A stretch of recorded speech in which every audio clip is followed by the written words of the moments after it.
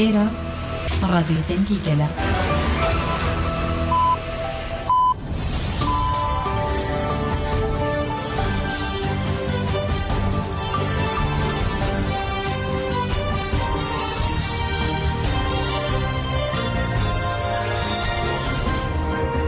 Jinavên danûçana Radyoya Dengê Gelden başkodarên hêja îro 20 Gulanê 2024 duşem li Brükselê saat 9 li Amedê de. Em ê nûçeyên serîspê pêşkêş bikin dem azadiya rêber Apoye.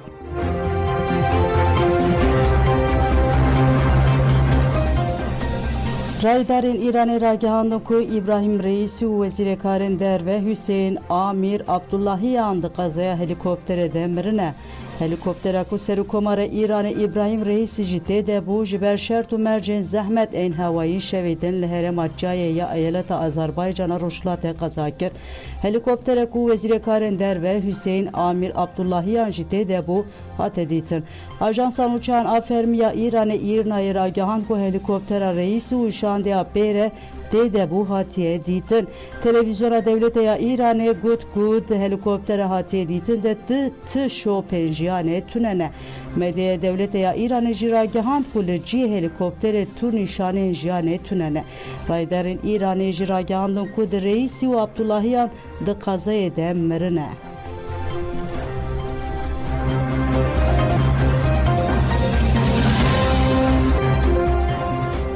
Artêşa Tirka dagirker du êvarî li navçeya Amedê Licê êrişeke berfireh da destpêkirin Devleta Tirka dagirker êrişên xwe yên li Bakurê Kurdistanê diddomîne. Artêşa Tirka dagirker du êvarê li dijî qadên Şehîd Ferhat û Şehîd Serxwe bûn.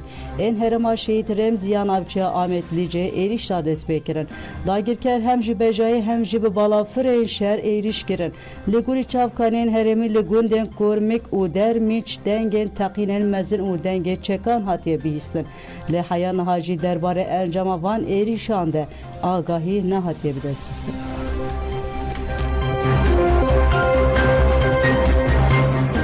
Artêşa Tirk li Tirbespiyê îstasyona petrolê bombabaran kir. Artêşa Tirka dagirker îstasyona petrolê ya Seyîda ya dikeve Bakurê bajarê Tirbespiyê bi du mûşekan bombabaran kir. Ji ber bombabaranê beşek îstasyonê wêran bû. İstasyona Seyîdê duyemîn mezintirîn îstasyona komkirina petrolê li kantona Cizîrê. İstasyon di dawiya Pardê ji ber êrişên Devleta Tirk ji xizmetê derketibû.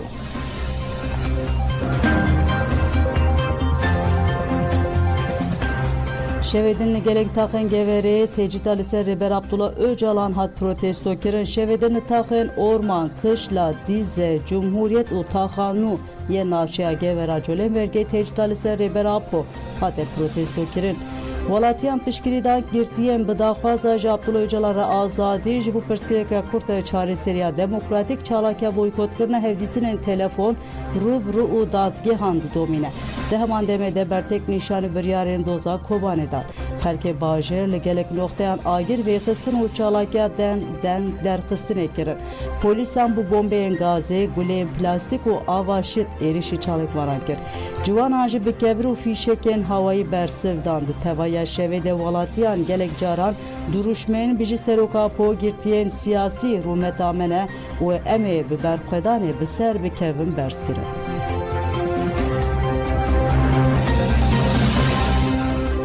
Li Nantêsê konsera ji Rêber Raporê Azadî ji Kurdistanê re statû hate pêkanî tev çand Fransa û navên de Civaka Demokratîk a Kurd a Nantêsê li bajarê Nantêns konsera ji Rêber Raporê Azadî ji Kurdistanê re statû pêkanî.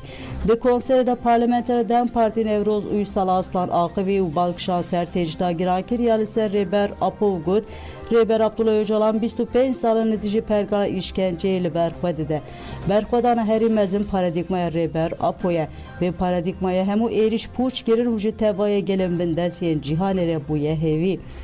Uysal Balkşanser pêvajoya dawiya hilbijartinê ya Bakurê Kurdistan û Tirkiyê jî û êrişên rejimê yên piştî hilbijartinê got Bêhûqiya li ser Rêber Abdullah Öcalan û doza Kumpasê ya Kobanê nêrîna rejimê ya li ser gelê Kurd nîşan dide. Nevroz Uysal anî ziman ku gelê Kurd ji her demê bêhtir nêzî serkeftinê xwest di şexsê Rêber Apo de têkoşîna azadiyê hîn bêhtir werê geşkirin. konser bigeren geredane govende helbes u çalaki cuda bdavi bu.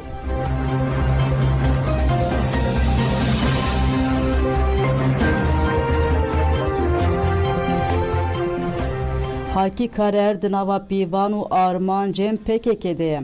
Endamê Komîteya Rêvebera PKK Duran Kalkan têkildarê jiyana şehîd Hakî Karer ji kovarastêk ciwan re nirxandin kir. Duran Kalkan anî ziman ku wî Hakî Karer li Fakülteya Fenê ya Zanîngeha Ankarayê nas kir û got min nizanibû ku Hakî Karer bi rêber Aporê dimîne. Lê militaneke şoreşker bû bi hin kesan re hewl dida komeke şoreşker birêxistin bike û pêşengî dikir. Li fakülteyê gelek faşîstên MHP'yî jî hebûn. Koma şoreşker ji bo karibe hebûna xwe biparêze diviya bû xwe hîn bêhtir birêxistin bikira bi hev re tev bigeriya. Di meha mijdarê de rêbera Po dema ji girtîgehê derke çû malê û hev nas kirin. Kemal Pîr digot rojekê li derî xist silav da pirsîk û wê weke mêvan wî qebûl bikin. Me got kerem bike piştî roja duyemîn ew bû xwediyê malê û ferman da me. Bi rêbertî re pêngaveke nû hate avêtin.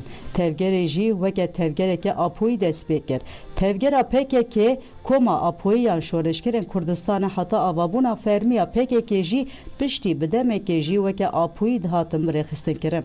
Hakî Karer meşandina kar de alîkarî ji rêber Aporê dikir. Hakî Karer perspektîv ji rêbertî digirtin dikirin pratîkê de. Rêbertî ji wî piştrast bû digot Hakî wê hemû derfet û firsendan bikarbîne û encamê bi dest bixe û raporê pêşkêş dike. Duran Kalkan dest nîşan kir ku Hakî Karer li ser vê bingehê di pratîkê de tevlîkarê avabûna koma îdeolojîk ya li Ankarayê bû. Ew mal di dema zexta 12 adarê de mîna biryargeheke bû. Ciheke xwendin û nîqaşkirinê bû. Mîna pirtûxaneyeke bû. Duran Kalkan dest nîşan kir ku di destpêka 1976 de dema biryara vegera li Kurdistanê û pratîkê hate girtin, Hakî Karer yek ji kesên destpêkê bû ku vegeriya Kurdistanê. Di dawiya havîna heman salê de Hakî Karer derbasî dîlokê bû, dîlok vegerand navendeke. Ji her derê ciwanan bere xwe didan dîlokê karker û xwendekar dihatin. Girseyeke mezina Kurdistan lê hebû piraniya wan karker û xwendekar bû. Di nava wan de jî PKK zû pêş ket. Tevgera kadrobûna destpêkirî jî li dîlokê pêk hat. Duran Kalkan dest nîşan kir ku Hakî Karer bi rengekî rêxistinî tevgeriya û rêveberî dikir, lewma jî şehadeta Hakî Karer bandor li herkesî kir. Ev ji bo sedema ku di gava dîrokiya pratîk bûnê biavêtin. PKK ji du aliyan ve gav avêt. Yek destpêkirina berxwedana çekdarî, du biryara destpêkirina pêvajoya partîbûnê bû.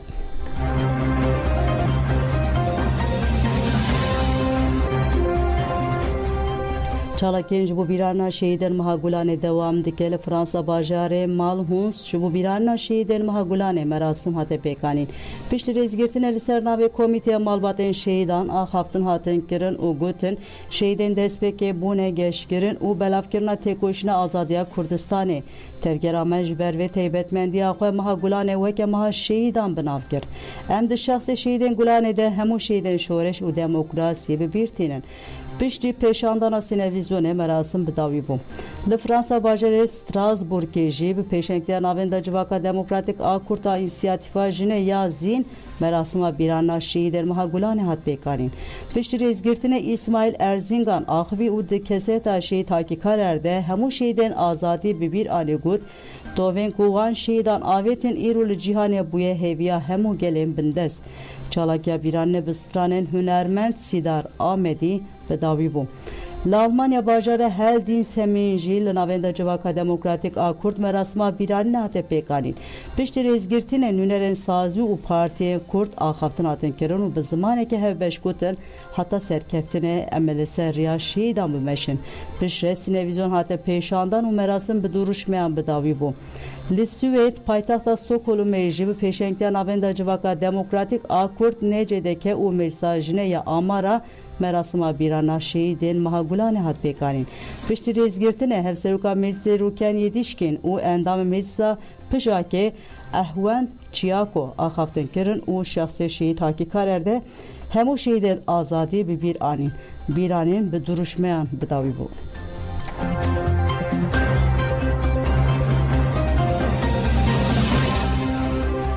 Girtiyen Ruşulati yen hatine dardekirin hatim Biranin Ferzat Kemanger, Ferhat Vekili, Ali Haydariyan û Şirin Elemhuli ku 14 sal berê jalê devleta İranê ve hatin dardekirin li paytexta Almanya Berlînê hatin bîranîn.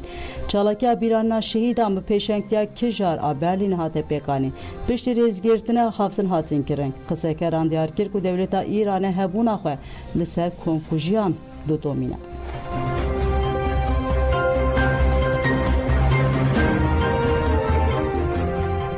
Komelgeha jinên azata Rûşlatê Kurdistanê kijar bi daxuyaneke li dijî darvekirine kampanyayek da dest pêkirin.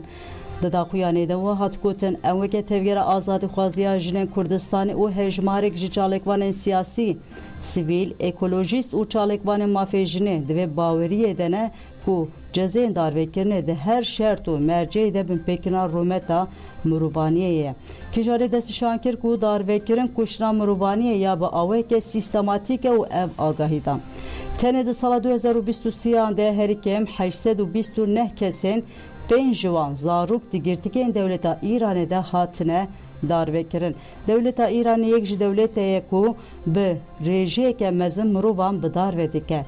Kijarê diyar kir ku hêzên azadîxwaz û demokratîk dikarin bi têkoşina hevpar rê li ber darvekirinê bigirin û got ji ber vê em destpêkirina kampanya na ji bo darvekirinê belê ji bo jiyana azad di salvegera darvekirina Şirin Elemhulî û hevalên xwe de radigihînin. Herkes dizane û Şirin Elemhulî beriya darvekirinê slogana jin jiyan azadî li ser dîwarê zindana evîn a Tahranê nîsan dibû.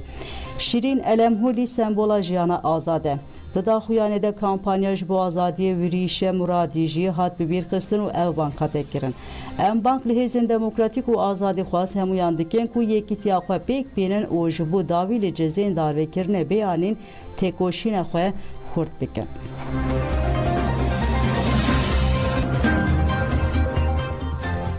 Operasyonên hêzên Qesedê li dijî şeniyên ve şartiyên çeteyên Daişê dewam dike. Hêzên Sûriye Demokratîk Qesedê herî dawî dijî şeniyên ve şartiyên Daişê du operasyon li darxistin. Operasyona pêşî li bajarokê bi sêra li dijî ser çeteyê bi navê Emced Hesen Ebu Zeynep pêkat. Şervanan banga tesîmbûnê lêkirin. Lê serçete li şervanan gulle reşan. Di encama şer de ev serçete hate kuştin. Çeteye hati kuştin berpirsê êrişa terörist alidî jî noxteya leşkeriya li bajarokê şîhîl bû. Di vê êrişa dihê Gulanê de sê şervanên Qesedê şehîd bûbûn. Operasyona duyemîn jî li Colistana bajarokê de şîşê pêkat. Li vir jî du çete hatin girtin û gelek alevên li ser van hatin desteserkirin. Qesedê ragihand ku heta ewlehiya tevaya herêmê ew ê operasyona xwe yê li dijî komên terorist bidomînin.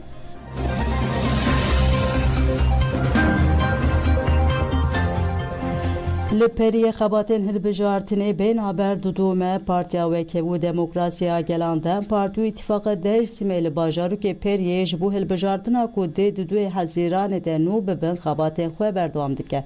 Namzetên Şaredariya Periyê Naciya Aslan û Orhan Çelebi Partiya Herêmên Demokratîk DPP Dem Partî û rêveberên partiyê li tax û gundan mal bi mal geriyan û derbarê projeyên xwe de bi gel raxivîn.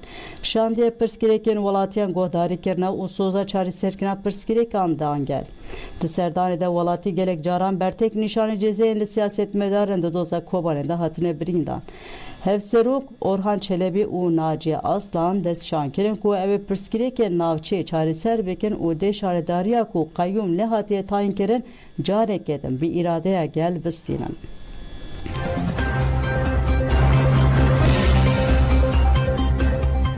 Sû pêncemîn Mîrîcanê Govendê Kurdistanê bi merasima xelet dayîne bi dawî bû. Sû pêncemîn Mîrîcanê Govendên Kurdistanê li Almanya bajarê Essling hate pêkanîn û duh danê êvarî bi merasimê xelet dayîne bi dawî bû.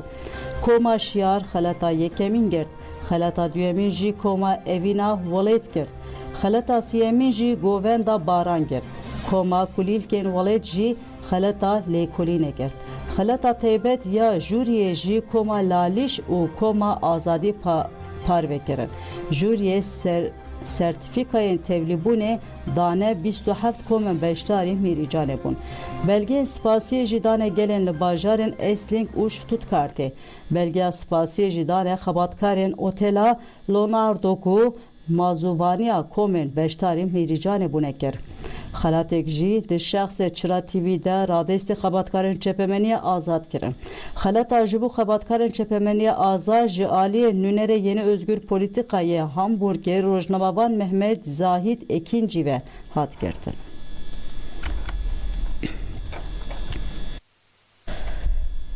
Belê godarên Jemenûçên serê ve pêşkêşkirin ana xatirê we.